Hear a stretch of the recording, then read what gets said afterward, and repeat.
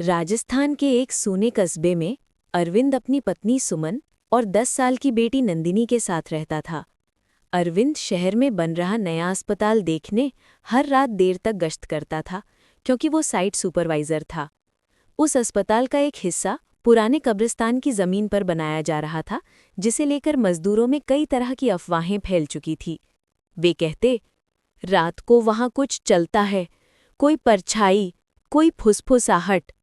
लेकिन अरविंद इन बातों पर हंस देता। भूत वूत कुछ नहीं होते, वो हमेशा कहता। रात का अनचाहा मेहमान। एक रात अरविंद रोज की तरह अस्पताल की इमारत में चहलकदमी कर रहा था। बाहर तेज हवा चल रही थी और अंदर अदबना कॉरिडोर अंधेरे में खोया हुआ था।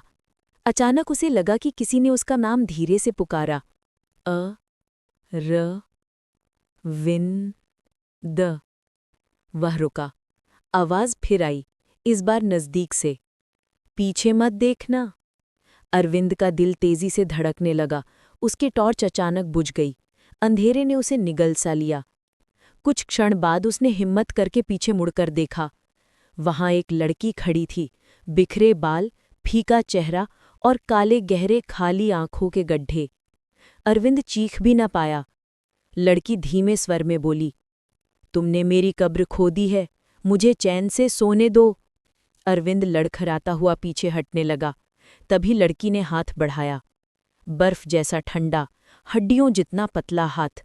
अरविंद ने डरकर भागने की कोशिश की, लेकिन हवा में किसी के हंसने जैसी आवाज गूंजी। अब देर हो चुकी है। घर में फैलता हुआ डर। किसी तरह छूटकर अरविंद घर पहुंचा। वह कांपा रहा था, सांसें टूट रही थी। सुमन ने कारण पूछा, पर वो कुछ बोल न पाया। पूरी रात उसे वही आवाज सुनाई देती रही, पीछे मत देखना। सुबह उसने ठान लिया कि वो दोबारा वहां नहीं जाएगा, लेकिन काम का दबाव था और मालिकों को डर की कहानियां सुनाना उसे अपनी नौकरी से हाथ धोने जैसा लगता था। उसी शाम घर में अजीब घटनाएं शुरू हो गई।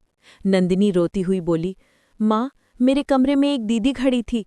उन्होंने कहा, तुम्हारे पापा ने मुझे परेशान किया है, अब बारी तुम्हारी है। सुमन का खून जम गया। उसने अरविंद से सच बताने को कहा।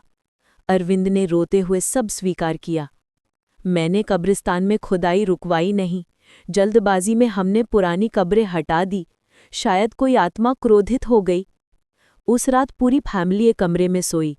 अचानक खिड़की जोर से खुल गई। वही लड़की कमरे के कोने में खड़ी दिखी, चोटिल, मृत और बेहद गुस्से में। वह धीरे धीरे आगे बढ़ने लगी। तुमने मेरा घर छीना, अब मैं तुम्हारा ले जाऊंगी। अरविंद कांपते हुए बोला, मुझे माफ कर दो, मैं सब ठीक कर दूंगा। तुम्हारी जगह दोबारा बनवाऊंगा। तुम्हारी आत्मा को सम्मान दूंगा। कुछ देर तक खामोशी रही। फिर वो आकृति धीरे धीरे मिटने लगी और हवा में बस एक फुसफुसाहट रह गई। वचन निभाना। अगले दिन अरविंद ने काम रुकवाया, कब्रों को सम्मान के साथ फिर से स्थापित कराया और वहां एक छोटी सी स्मृति पट्टी लगवाई। नैतिक शिक्षा।